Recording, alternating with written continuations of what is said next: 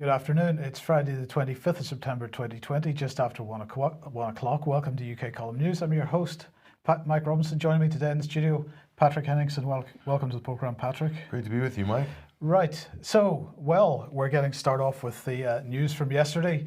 Patrick Vallance, according to the Telegraph, has £600,000 shareholding in the firm contracted to develop vaccines. Well, in a firm contracted to develop vaccines. So this is GlaxoSmithKline. One of the big vaccine providers working with the government and also working with the Bill and Melinda Gates Foundation. And so basically, Patrick Vallance in the past has already cashed in more than apparently £5 million worth of shares from vaccine mogul GSK, GlaxoSmithKline. We put the logo there. Only fitting, and everywhere Sir Patrick goes, that logo should follow him because that's exactly who he's representing. But let's look at some of the details of this bombshell report, really, by the Telegraph here. So they're saying, this is from a senior Tory MP who spoke to the Telegraph, the policy of this government is to try to suppress COVID-19 at every opportunity until we get a vaccine. So he's really hinting at the conflict of interest here. But he goes on, he says that makes this more likely that a vaccine will be prioritized by the government. And he happens to be holding shares in one of the leading companies that are developing it. So he's basically saying here that this is a potential conflict of interest. Some might say it's more than potential, Mike, that it is actually a conflict of interest. But the report goes on just to detail here.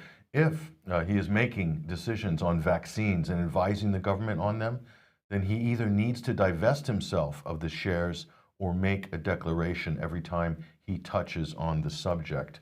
And again, Sir Patrick is the chief scientific advisor to the government. And this source goes on to say, in the Commons, every time MPs raise an issue in which there is a registered interest, they have to declare it. Every time Sir Patrick is on TV talking about vaccines or not on TV, he should put it on the table. So I don't think it's any more clear than that in terms of the case, Mike. Well, it's clearly a conflict of interest. The government, however, said it's not a conflict of interest because he's not making commercial decisions about the vaccine or a potential vaccine. But of course, what he's doing is he is a market maker. He is producing a market for a vaccine which doesn't exist at the moment. There is no demand for the vaccine other than the government's decision to create a demand for that vaccine through their policy, and that policy is being made by this man, or at least he is contributing to making that policy. So it's a clear conflict of interest no matter what the government says. I think it's very disingenuous of them to even make that statement. Could they have made that statement like 20 or 30 years ago? Oh, they would have tried, but I suspect they would have had quite a bit more criticism than they have for making it. They would have been torn to pieces by the press probably, but the rules have changed in 2020, and with the succession of these last governments, they become more and more corporatized. So conflicts of interest don't seem to exist. But the fact of the matter is, Mike, as you pointed out, Sir Patrick Vallance, Chris Whitty, these two gentlemen that are deeply, deeply ensconced in the pharmaceutical industry for their whole careers, okay, they are integral in making decisions that are going to determine government policy on everything from lockdowns, from test and trace, and all the way to the rollout of vaccines. So to say that there is no conflict of interest, I just don't buy that. Indeed, but now, of course, the conflicts of interest in general go much broader than this because, as we know, Imperial College, for example, absolutely key to pushing forward with this lockdown policy and key to pushing forward with this with the drive towards vaccines as well, receives a significant amount of money from Bill and Melinda Gates Foundation. So they also have a vested interest in pushing forward with the vaccine policy as opposed to any other type of approach to this problem. So everywhere we look, admittedly, Imperial College not operating within the government, whereas Patrick Vallance is. But nonetheless, they have been helping to guide this policy from the beginning. Advising the government. With absolute vested interests in doing so. And we're not even talking about the Wellcome Trust and some of these other organizations that are absolutely integral in this whole operation with the government and who have funding from Bill and Melinda Gates Foundation, from the pharmaceutical industry directly.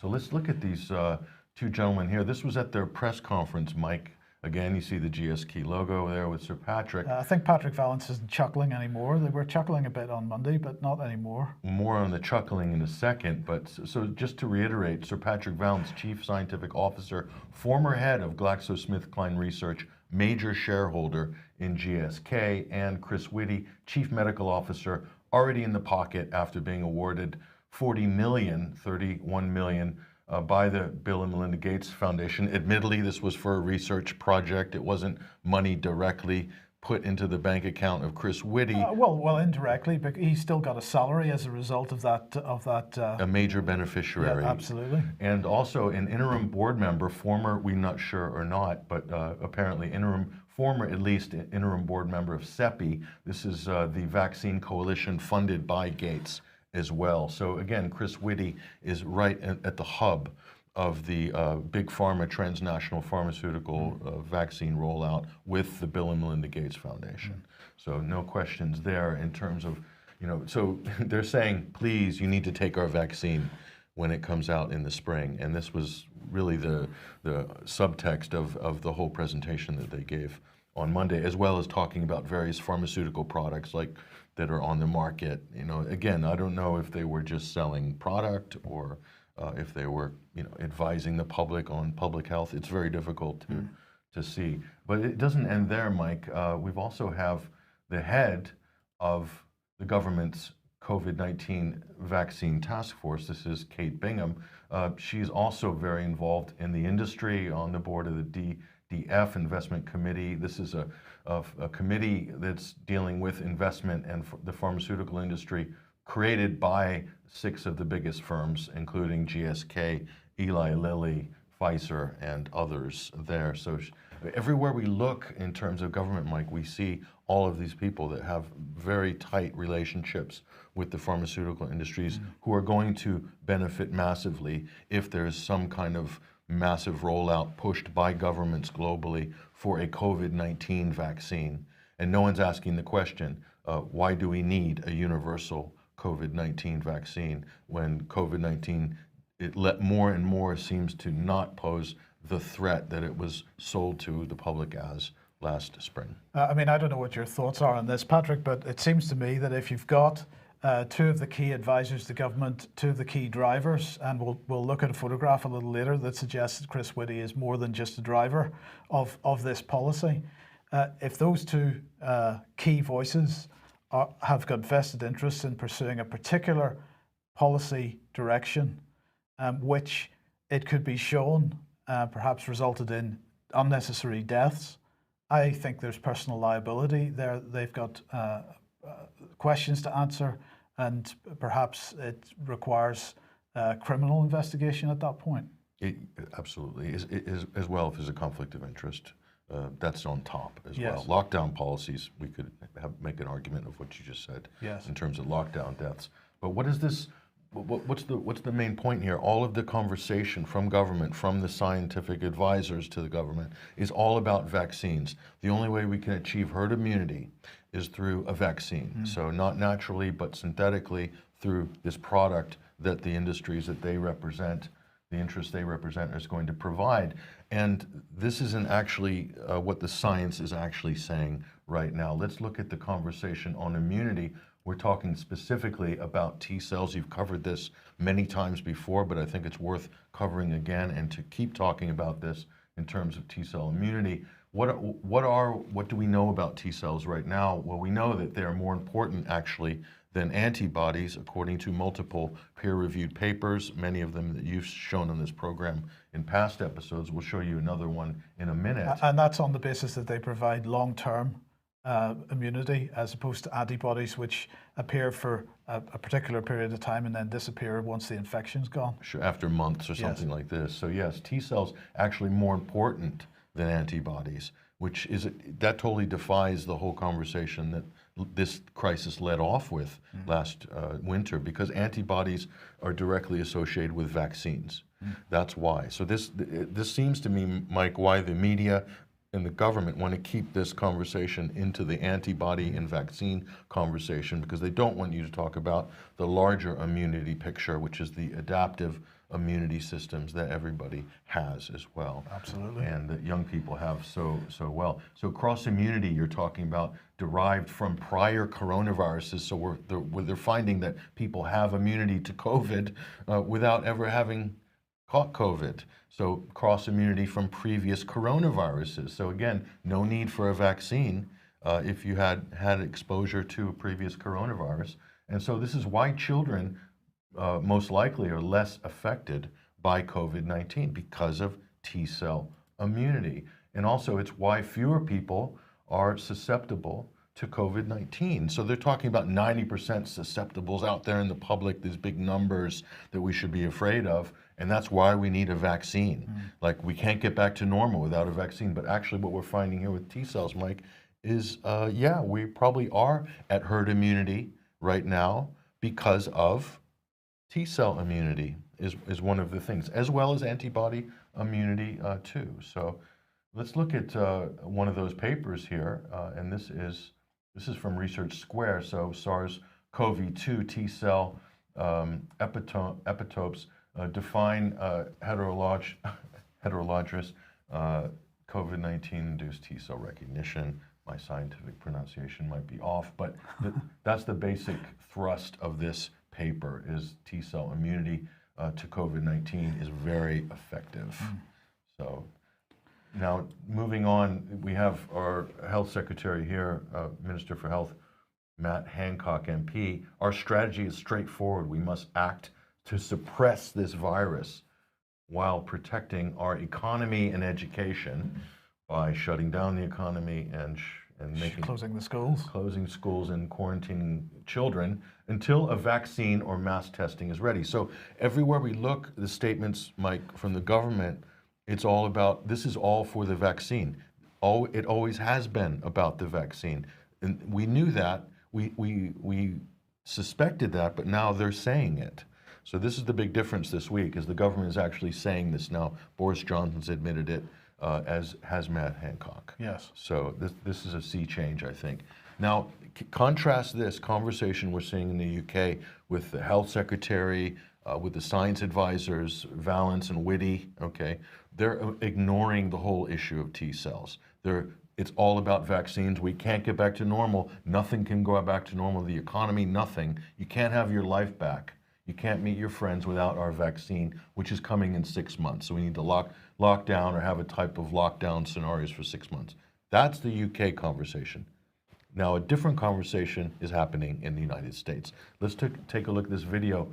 Just before we do, is this a change in the conversation in the United States? This is a 180-degree change from anything we have heard previously from the heads of scientific advisories and so forth in the United States. So this is one of the heads of the U.S.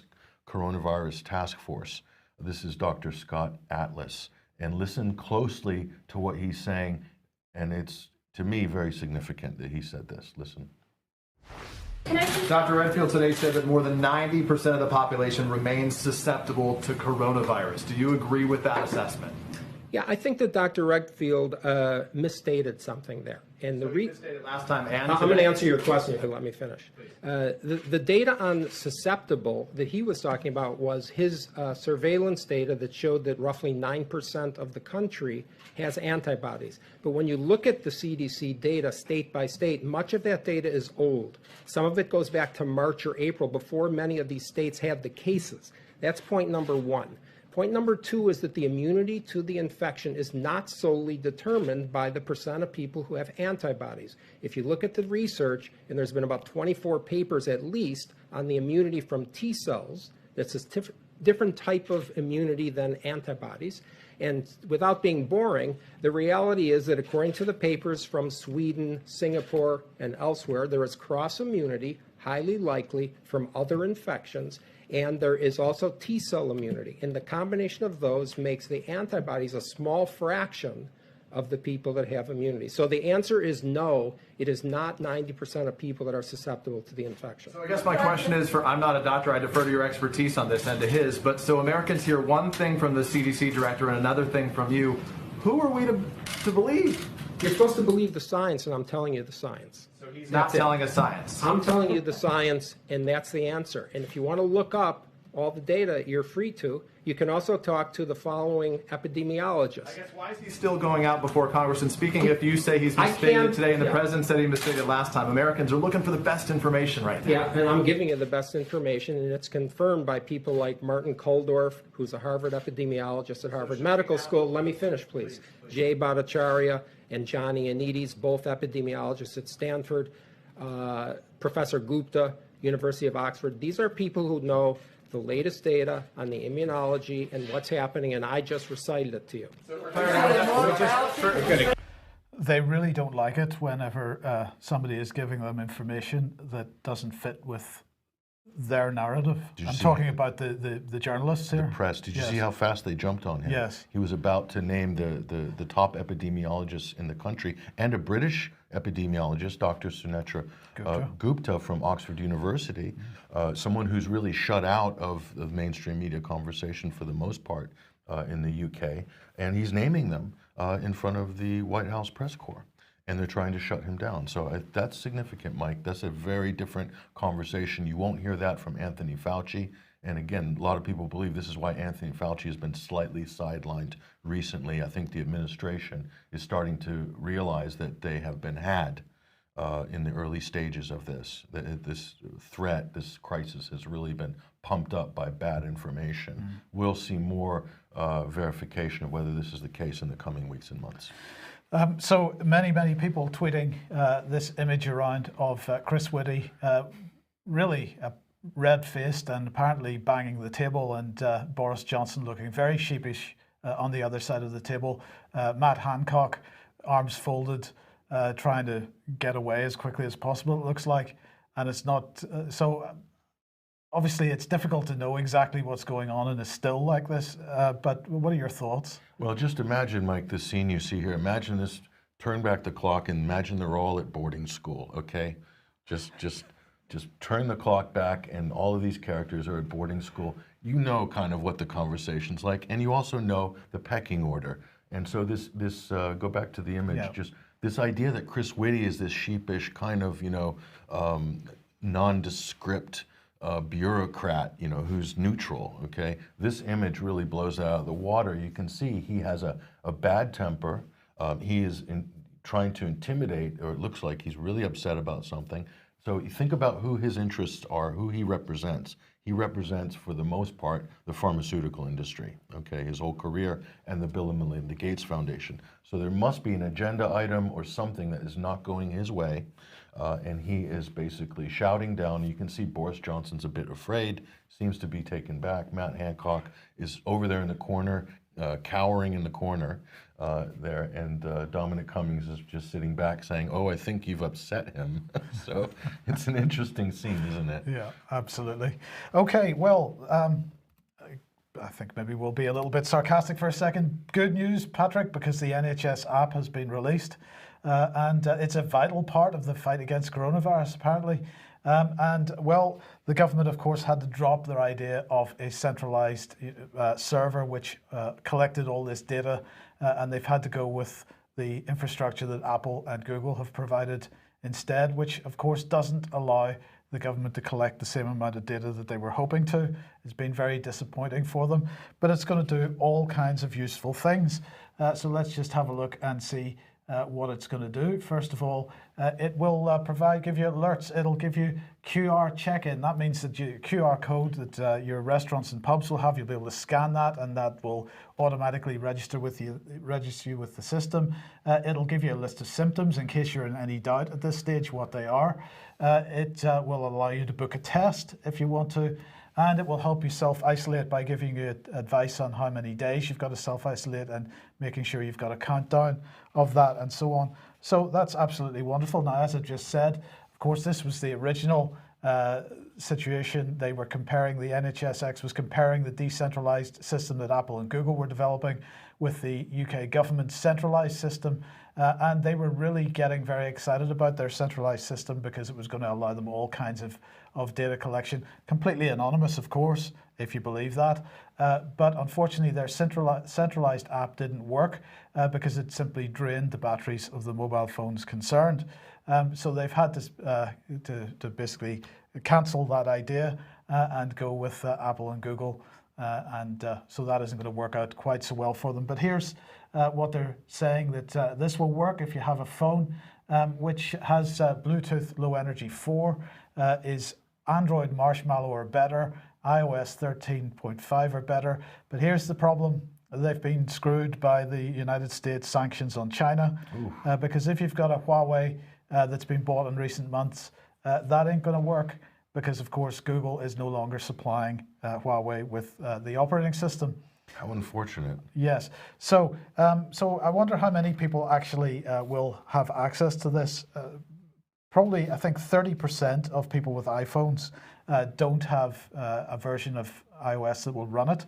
I think it's less for Android. About 15% of people don't have an operating system on, and it'll never be updated. So they'll either have to buy a new phone or say, well, I'm not going to bother.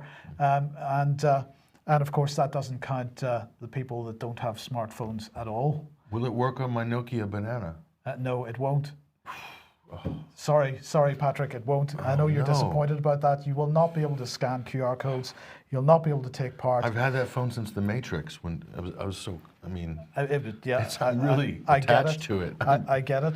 But so contact tracing, of course, we'll move on to this, and it'll all be fully automated. And, you know, what can we say about it? It's there. It's apparently working. The government's very excited about it. It's not mandated, though. And it's not mandated. And that's a very good point. So let's just listen to Boris. Well, this is a tweet that was pushed out by Sky News with a little bit of video attached. The app, Prime Minister, you didn't answer about that. It is true to say that you don't have to follow the recommendation. Yes, that's absolutely right. And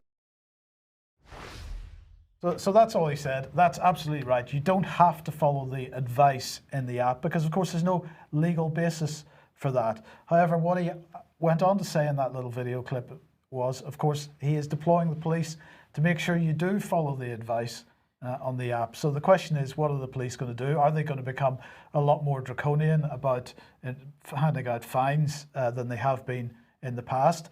The last time I looked, there was no prosecution under the coronavirus legislation that actually succeeded up to date. Perhaps, but the mixed messages that are coming out of government, they just never end. You must follow the advice, but you don't have to follow the advice. You know, you're safe if you are at a pub until 10 p.m., but after 10 p.m. you're not safe anymore. It is incredible. So the prosecution record's a bit like underage children buying cigarettes, sort of in that sort of neighborhood, in that bracket, right? Like yes, absolutely. 2 or 3 per year for the country or something like that. Absolutely. Yeah. Absolutely right. So let's come on to Rishi Sunak then, because of course the big news from this morning is that the Chancellor of the Exchequer, we're calling him the Chancellor from now on because he is not a Chancellor, he is cancelling the economy, but he is cancelling it through some new support for people, which will replace the furlough scheme. So what did he have to say in his live stream? The resurgence of the virus and the measures we need to take in response pose a threat to our fragile economic recovery. And I just wondered, did he really mean that? Or is he saying we, the British government, pose a threat to our fragile economic recovery? I think that's a more likely scenario. The virus hasn't really got nothing to do with it. He went on to say our approach to the next phase of support must be different to that which came before. So he's replacing the furlough scheme he's replacing it with what's being called the Job Support Scheme, and that's going to last for 6 months. It'll begin on the 1st of November, and basically employers will pay for the hours worked, and then the government. So this is people that are being brought back off the furlough scheme on a part-time basis mainly. So the employers will pay for the hours worked, and then the government and the employer between them will cover 2/3 of the lost wages. So what does this mean in practical terms? It means that when the government had been paying 80% of the monthly wage up to £2,500 under the furlough scheme, under the new scheme, the government will only be paying 22% of the salary, and there's a cap on that. I think it's £697.92 per month is what the cap was. So anyway, he went on to say this: we need to create new opportunities and allow the economy to move forward, and that means supporting people to be in viable jobs which provide genuine security. And this is really key. Wow. Because he said, and I've said throughout this crisis, I cannot save every business, I cannot save every job. No chancellor could. So he's absolutely effectively choosing which types of jobs he's going to support and which he isn't. Which ones are viable, quote, viable, and which are not. So the government's deciding what's viable and what's not. The government is now picking winners and losers? Well, it's worse than that, Patrick, because of course he's using this word viable, but it's undefined. So what does he mean by viable? I'm going to make a suggestion in a second about what he means by viable, but this is not clear. What is a viable job?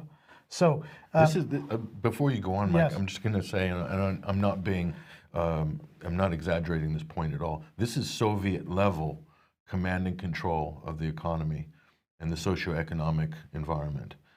When the government's that involved in making decisions about what jobs are, viable and worth saving, and which ones are going to be sort of cast aside to the wall. Yes. This is what sort of communist bloc countries did for many years. Absolutely. Well, here's the Institute for Government, and their headline is Rishi Sunak's shift in approach could place viable jobs at risk. And here's the key quote from this article: the Chancellor's new scheme will, by design, only save some jobs. So the question is, why would they do that? Why would they do that? Well, we get a clue from Boris. Here he is, and he is speaking at the UN General Assembly today. He's taking part in a UN Climate Action Roundtable hosted by the UN Secretary General. The General Assembly taking place at the moment, and he's going to be saying today, the UK will lead by example, keeping the environment on the global agenda and serving as a launch pad for a global green industrial revolution. And this is what it's about, I believe. It's about the green industrial revolution. And we've got to remember, we'll be mentioning this in a little second. Of course, many people, Patrick, asking, how is Sunak going to pay for all this intervention that he's been using over the last lot of months?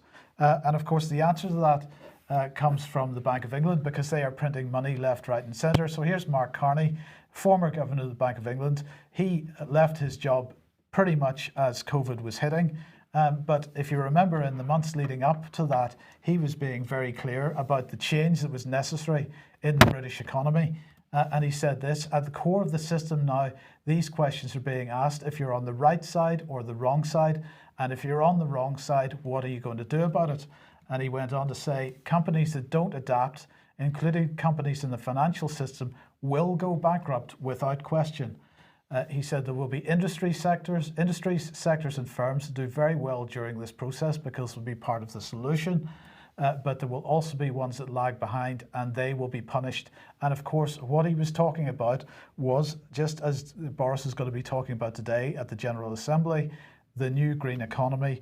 And he was talking about credit being withdrawn from companies that did not get engaged on the new green economy and the new changes that are coming along the road. So this is what is driving Rishi Sunak and motivating his decisions on which support he's going to give and which companies he considers viable. It's the ones that fit with the new green economy. The term Boris used there was, if I'm not mistaken, Mike, was green industrial revolution. That's right.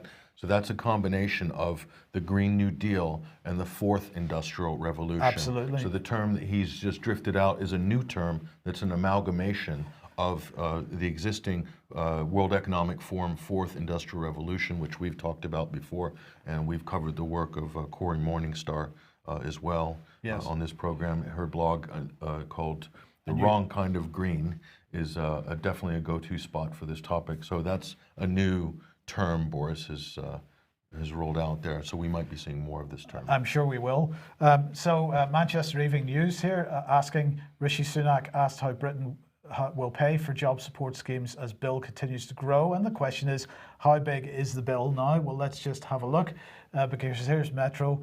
UK's national debt hits record high after passing £2 trillion. So that's over 100% of GDP. And of course, we don't know what GDP, that's based on last year's GDP figure. We don't know what this year's GDP figure will be because we haven't seen the fallout yet, what the final tally is going to be, the final effect on GDP of the absolute economic devastation that this government and the Bank of England have imposed. And the bulk of that, or a good portion of that, Mike, has been accrued just in 2020, correct? In terms of all the yes, for sure. Spending, yes. Out of control, government intervention in the economy, supposedly because of COVID, we're told. It was all because of the virus. Yes. They had no choice. We had no choice. We had to do it because of COVID. Now, I've seen varying amounts bandied about as to how much he's spending on this particular support scheme. Somewhere between $1.5 billion and $5 billion is what he's spending on this. And this is really what triggered these questions about how much or how are we going to pay this back. Everybody seems to be very concerned about how much he's spending on supporting jobs. Nobody seems yet to be very concerned. If you remember last week, we were talking about the £100 billion figure that he's talking about, or at least the government is talking about, for rolling out this rapid daily testing regime. Somehow the mainstream press doesn't worry too much about $100 billion on that, but they're worried about $5 billion potentially being spent on this. There's a disconnect with reality here going on in the mainstream press. Oh, massively, because they associate that $100 billion for mass testing. They associate that with keeping people safe. Most people are sufficiently brainwashed to believe that there is no price tag for the public safety, and that we're all under threat because COVID is really lurking and ready to pounce for a second wave. Therefore, let's just throw as much money as we can at it. And hopefully that will solve the problem. No problem there. And then what? A measly $5 billion? Up to, let's say, the figures have been between 1.5 and 5. For an economic rescue package, and all of a sudden the press is, oh, where are we going to find the money for this? Yeah. So we know where their priorities are. Absolutely. So if you like what the UK Column does and you would like to support us, then please head over to ukcolumn.org/community, and there are options to help us out there. That would be much appreciated and much needed. And thank you very much once again to all of you that have joined us. It's fantastic. And heads up here for the latest David Ellis report, which is on the YouTube channel at the moment. This is David Ellis report, paramilitaries, and really what he's talking about here is an extension of what we were talking about earlier in the week with the rollout of the military to support the police, and really he's asking, where has this policy come from, and is it actually a British policy, or is it something which is more international? And he's establishing that it absolutely is. But do watch that and share it if you possibly can. So Patrick, where does that take us, students? Well, this is something that's getting talked about in the press, but not in the right way. So students, I believe, with regards to COVID policies, lockdown, social distancing, I think students are really a target of the state in this case, or the youth, let's say. This is the latest announcement. This was the front page of the newspaper yesterday. Students get Christmas lockdown warning. So the government, Mike, is basically saying that they're not safe coming home for Christmas, and they need to be locked up on campus over the Christmas break. So there's really threatening students nationwide about this. I mean, that's quite unbelievable. Why? To keep them safe, because the risk is deemed just too high for students to go home and spread COVID to their older parents and grandparents and family and so forth. Not to say that they even have it, or they even have an active infection. But so this is what the government is saying. I mean, this is just unbelievable. So the levels of state control are incredible here. So I think this is a problem. And couple this, Mike, with what you were talking about in the last program about what they're doing to younger students. Yep. Putting them under house arrest for two weeks, because somebody in their bubble or in their year tested positive with a PCR test. It's just incredible. But north of the border, Mike, this is what they're saying, and this is Scotland University's websites here. They're talking about preventing the spread of coronaviruses in universities. New measures include making it clear to students that there must be no parties and no socializing outside of their households. So this is the Scottish government here, and the ominous stare there of the dear leader north of the border. As you know, Mike, Scotland is a one-party fascist state, according to what we're seeing in policies like this. There she is in her what's she wearing there? This a type of a tartan muzzle of some kind. Something there, very fashionable there. The politicians are very up with the fashion on the masks. That makes us all feel better, doesn't it? So, but how does the situation look in the United States? This is a piece by the New York Times. College quarantine breakouts leave some at risk. So pay attention to how the media is framing this type of story in America. Colleges are basically block booking hotels, renting off-campus apartments in order to put students in who've tested positive for COVID. So to isolate them off campus in separate quarantine facilities there. And apparently this is having a devastating effect psychologically on all these students. And this was the author of this piece by the New York Times, Natasha Singer. And she's saying, in one sense, Zoe's experience with corona at the University of Alabama was typical. Her story illustrates how many schools are sending students with COVID-19 to special campus isolation dorms where they largely leave the kids to fend for themselves. So the way that this story is being framed in the mainstream, I'm calling this mainstream COVID propaganda, Mike, is that they're describing the situation, and so often this is what the mainstream media does. This is how propaganda is done in the 21st century. They're saying, oh, isn't this horrible? And oh, the difficulty of the students, and we need to be there to help and support them. And they're not being supported enough by the universities. Not one of these mainstream journalists is questioning the basis of quarantining these students, abusing these students in the way that universities are. They're not questioning the provenance of the claims that they're somehow at some health risk, even if they tested positive for coronavirus. And of course, these students are paying for the privilege of this treatment.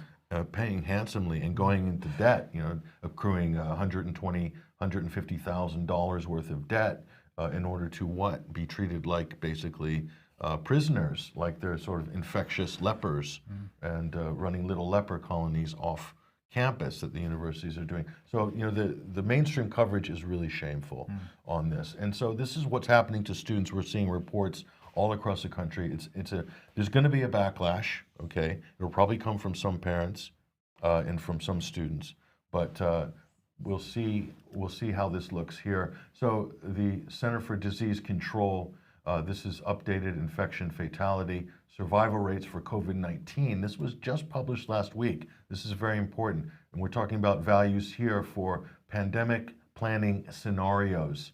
And this particular one is CDC Scenario 5, current best estimate. Look at the numbers. And I am so surprised this hasn't got more media coverage. Age group, infection fatality rate, survival rate. Let's look at this. So we've got the 4 age groups here, the last one being quite a wide berth, of course, 70 plus, but 0 to 19, 20 to 49, 50 to 69, and then 70 and older. Let's look at the infection fatality rate. Mike, look at those numbers. And this is from the Centers for Disease Control and Prevention, so this is official figures. This is from the Holy Church of COVID-19 in America, the CDC. 0.000004003%. So we're talking about students before this, and the risk to students. Where is the risk to students? Where is the risk to students? There's a number of things in life that have a much higher death rate than COVID-19, and that's a very long list for those age groups, okay? Now look at the survival rate. Let's take this and reverse that, and we'll say this is a 99.997% survival rate for the 19, that's a freshman, sophomore in college there. 20 to 49, 99.98, pretty good, right? So where's the risk for the lower age groups? This is the Center for Disease Control. Right, where's the risk for the lecturers, in fact? Where's the risk for the lecturers? Look, even look at 70 plus, okay? And mind you, before retirement, most of those lecturers, even the older ones, let's say they're in their early 70s, it's still a very high survival rate. very low infection fatality rate proportionally, Mike. So it's incredible. Right. Well, let's move on to this article then, Patrick. This is in the Huffington Post, and it's from Chris York, and it says, no, 90% of coronavirus tests are not false positives, and this is why. Now, of course, we'll come on to Dominic Raab in a second. Dominic Raab's interview with Sky was doing the rounds on social media for obvious reasons. But is this one of those debunking articles, Mike? This is what he's aiming to do here. A mainstream sort of fact check, debunk article, right? That's exactly it. Exactly that. So what he says here is, what at first seems like an incredibly alarming statistic has been circulating on social media, promoted by a small and vocal group of journalists. At least 91, and the statistic that he's concerned about is that at least 91% of coronavirus tests in the UK are false positives. If true, the implications would be staggering. The actual scale of the pandemic in the UK is less than a tenth of what we thought, and the government has just announced further lockdown restrictions based on faulty data. This claim has been seized upon by, among others, radio show host Julia Hartley-Brewer, and he highlights her tweet here, in which she says, "This is very important. Matt Hancock told me on talk radio that the false positive rate of COVID tests in the community is under 1%. Sounds good, doesn't it? Wrong. A false positive rate of 0.8% when the virus prevalence is so low means that at least 91% of COVID cases are false positives." Now, actually, when I did the calculation, I didn't come up with 91%, because if you look at the total number of tests and you look at the total number of positive results, and you look at the specificity of 1%, then you're probably looking at more like 50%. But anyway, the point is well made by Julia Hartley-Brewer, but Chris York doesn't like it. The other thing, he goes on then, he says, back in July, Professor Carl Henningsen, director of the Centre of Evidence-Based Medicine at Oxford University, an outspoken critic of the current UK response pandemic, wrote a piece entitled "How Many COVID Diagnoses Are False Positives?" It's on screen at the moment. It was published in The Spectator. And York says the article explains in a nutshell how tests cannot be 100% accurate, and therefore there's a certain margin of error for the tests. Henningsen is particularly interested in false positives, those people who test positive for COVID-19 but actually aren't infected. Health Secretary Matt Hancock has said the false positive rate is less than 1%, but Henningsen has argued that due to a bit of a fluke involving some slightly complicated statistics, the proportion of positive tests that are false could be as high as 50%. That was what he was saying, and he also highlighted this blog post here from Lockdown Skeptics: Lies, Damned Lies and Health Statistics, the Deadly Danger of False Positives. Now, both that article by Henningsen and the Lockdown Skeptics article here from Dr. Michael Yeadon seem very well written, very well researched, as you would expect from people of this caliber, but nonetheless, as far as Chris York's concerned, they're not correct. So he then goes on to say, are they right? He says, but yes, but only in a statistical sense. Applied to the real world, the conclusions don't stand up and are wildly misleading. So then he goes on to make an argument, which is effectively a statistical argument. So the criticism that he's made of the others applies to himself, unfortunately.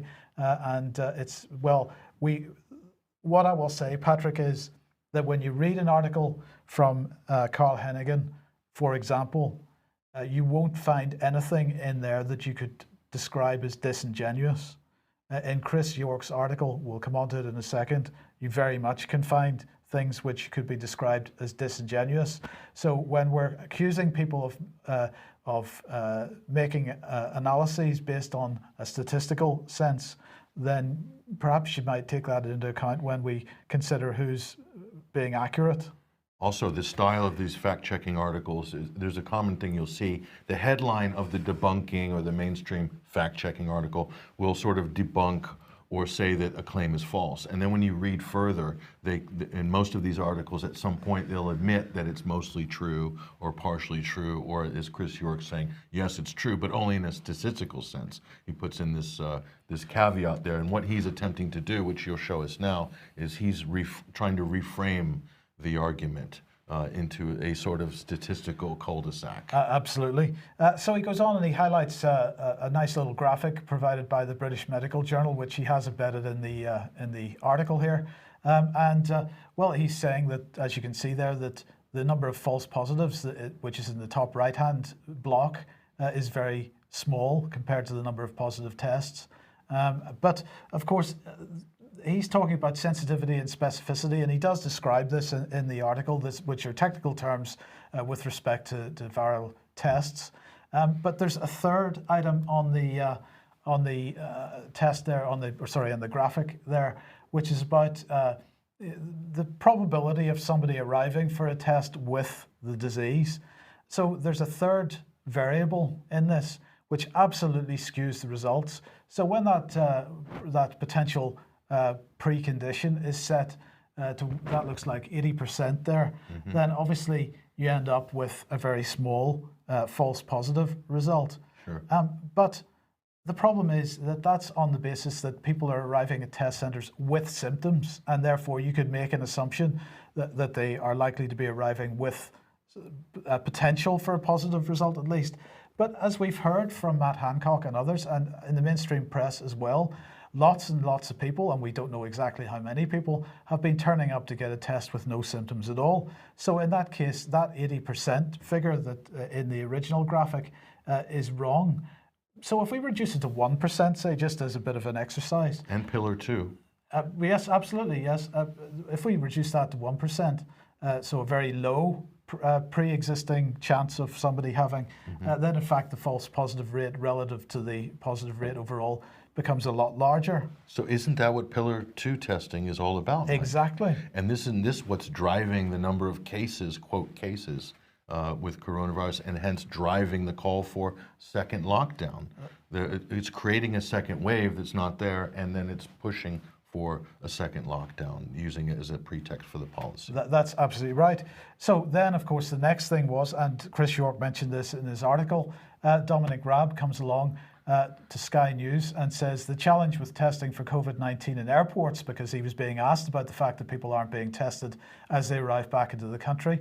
The challenge, he said, with testing for COVID-19 at airports is the very high false positive rate.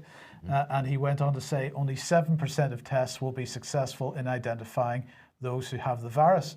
And Chris York's response to that was that there's the prevalence of the virus among people in an airport will be relatively low, unlike the prevalence of the virus among those seeking tests. But Patrick, correct me if I'm wrong, we are requiring people to quarantine as they arrive back into the UK from foreign countries because there's, according to the government, a very high risk that they're coming back with the disease. According to government policy. But Chris York says, no, that's not the case. It's going to be relatively low. But then he goes on to say this, it's all irrelevant anyway, because hospital admissions due to coronavirus are at their highest levels since June. And this is where it really gets pretty disingenuous, as we'll show in a second. And we showed on Wednesday, but we'll show it in a second here. He went on to say, you do not go to hospital with a severe case of the false positives. But the question is, who is going to hospital? And we showed this graph the other day, patients admitted to hospital, and we made the point that actually if you look at the number of patients that are being admitted to hospital on a daily basis, these are daily bars on the graph there, that compared to April, it's just unbelievably small. Now, this is the key point. There has been an uptick in the last few weeks. And he's not wrong to say that it's higher now than it was in June. But when you look at June there, and you see that really there haven't been very many daily admissions since June, there still aren't very many daily admissions. It is higher than it was in June, but it's only a fraction higher, and it's nothing compared to what it was in April. Yeah, and you see this a lot, Mike, people punting out this 300% increase in hospitalization. So 300% from like, from one, is, from 100 to 400 in a country of 60 million or something like this. So they do throw out these big percentage rise. This is one thing you want to also always check when you see these big claims being made. Absolutely. So look, I want to. It's always hard to sort of put this stuff across, but I want to try to put this across. If we look at the situation today or any day in the last few weeks, according to the government, we've had on average, let's say, something around 4,000 cases being identified each day. Now, of course, those aren't cases; those are positive test results. But you put them in quotes there. I put it in quotes because that's what the government is saying, that those are cases. But in terms of hospitalizations, we're currently seeing 200 people going into hospital every day. So that's quite a disparity between the number of positive cases and the number of those people that have positive cases that require hospitalization. It's very low.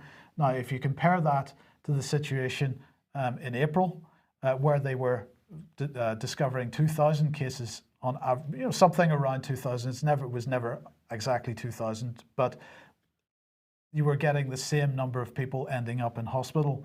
Now, of course, there was no testing regime in those days, so of course you're going to get that figure. But the point is, there was nobody that ended up with a positive test result that didn't require hospital treatment at more symptomatic patients. Absolutely, but so on the basis that the government is claiming that the virus, is no less deadly now than it was in April, there's something else going on here. So that must mean that there is a better herd immunity. There's better immunity in the population than there was in April. That's the only explanation. It's much less deadly now than it was in April. It's much less active, and there is more immunity in the population, Mike. That's the only real sensible explanation. But I want to point out, as you've nicely laid out there, deconstructing Chris York's false arguments with the Huffington Post UK, the one thing that he ignored was right here, Mike. Or if we go back to the previous slide, this is the main point here. They're talking about cases and infections. Well, this is the Center for Evidence-Based Medicine. Do we have that on screen? Oh, sorry, yeah. The Center for Evidence-Based Medicine, Oxford here. This is from September 11th. This is an interesting article you might go and check out for yourself. When is COVID? And of course, one of the authors here as well is Carl Hennigan, and he's talking about the PCR test. And so the whole basis of the statistics, the whole basis of the cases, the quote infections, are based on PCR tests. Chris York totally ignores this point, runs away from it, doesn't mention it at all, because it really undermines his whole argument here with regards to that we're in a pandemic, basically. And this is from the article here from the Oxford group. We deduce that a reported, quote, case is most probably simply the result of a positive PCR test. The new guidance is meaningless unless it provides a clear threshold for the limits of detection. You're talking about the cycles that they're running on the PCR tests. So for many of those who turn up positive, there may be nothing recorded about any clinical symptoms. So you can't say a positive PCR test, it's not even a case in many cases, and it's not even an infection. A good metaphor for this would be, it's like finding a bit of hair, if you're doing a DNA test at a crime scene, finding a bit of hair on the floor for a murder scene, saying that's the murder suspect when that hair was left there 6 months before the murder took place. Very simple explanation. Yeah, because this is a key point, because the PCR test may come back positive, but it may be showing remnants of RNA that were there 3 months ago, up to 3 months ago. You may have had SARS-CoV-2 at some point. It may or may not have developed any symptoms. You certainly probably, if you're having a test for it now, you probably haven't had COVID-19. But the point is that that positive test does not demonstrate that you are infectious currently, and it doesn't demonstrate that you're a case. And the fact that the hospitalizations are so low relative to the numbers of cases, in inverted commas, demonstrates that a positive test doesn't make a case. That's right. It doesn't make a case, and so we're not in a pandemic. A pandemic is when people are dying, okay? Pandemic is when people are dropping left, right, and center. That's not happening. So we can't use the term epidemic or pandemic right now. if there was an epidemic or a, quote, pandemic, more likely it was sometime in early 2020, okay? No longer, and for the very reasons which we just explained. Absolutely. Right there.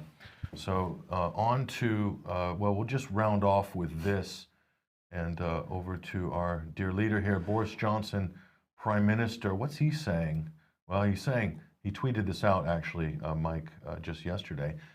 It falls to each of us, and he's got we're going to have to recommend a surgical procedure yeah. to remove his thumbs from his knuckles because somebody has superglued Boris Johnson's thumbs to his knuckles. Have you noticed this? Has anybody noticed this? Oh yeah, absolutely. But this was Tony Blair as well. This is absolutely Blair. But Boris has really got a problem with this, and he needs to seek medical attention. But anyway, he says it falls to each of us and every one of us to remember the basics. Wash your hands. How can he wash his hands when they're fisted up like that? I don't know. Cover our faces. How can he put his mask on with his thumbs super glued to his knuckles? Observe social distancing and follow the rules. Say, then we can fight back against this virus, shelter our economy, and save many more lives. So this is Boris Johnson, but is it Boris Johnson really? Is actually, no. Boris is just, as Peter Hitchens said, just a stage name. So we're going to be calling him Alexander Johnson. So what's Al been saying? Let's break down this statement here that he's made on Twitter. So let's just break it down here. What's Al talking about? This is a new segment that we're going to be introducing on the UK column. What's Al talking about? And so Al Johnson says, fight back against the virus. What is he talking about there, Mike? Do you know what he's talking about? I'm waiting with bated breath. How are we fighting back? Is this a boxing match against COVID? COVID's pretty small, so apparently he's got the advantage there. Won't be able to hit him. So is this the virus fighting us, or is it the state fighting the people? This is the question. Boris says it's all COVID. Our pain and suffering is because of the virus. Nothing to do with government policies. Nothing to do with lockdown, shutting businesses down, shutting schools down, putting students under house arrest for 2 weeks because somebody in their year tested positive. So Al Johnson then says, we need to shelter the economy. So what is he talking about here, Mike? Shelter the economy. Put it on the shelf, Patrick. How do we shelter the economy? By shutting down? Yes. And restricting the economy? Absolutely. Is that what he means? Yes. So this is just looking like classic Orwellian doublespeak here. And Al Johnson, again, save many more lives. By killing many more people. So how's Al Johnson going to help us save many more lives? Well, they've demonstrated that in the lockdown. They killed people to save lives. Well, I guess what he means is by making the NHS a COVID-only service. Absolutely. So shutting down the NHS will supposedly save many more lives, apparently, according to Al. So the verdict here really is Boris, quote, or Al, is really losing it on this. No, I can't agree with that, Patrick. I'm not sure that he had it in the first place. Well, there's an argument to be made there, of course. But so what's Al talking about? We'll be asking that question going forward in the coming news programs as well. Okay, excellent. Well, look, thank you very much, Patrick, for joining us today. Thank you for joining us. That's all we've got time for. We will be back on Monday as usual at 1 p.m. I hope you have a great weekend. And we'll see you then. Bye-bye.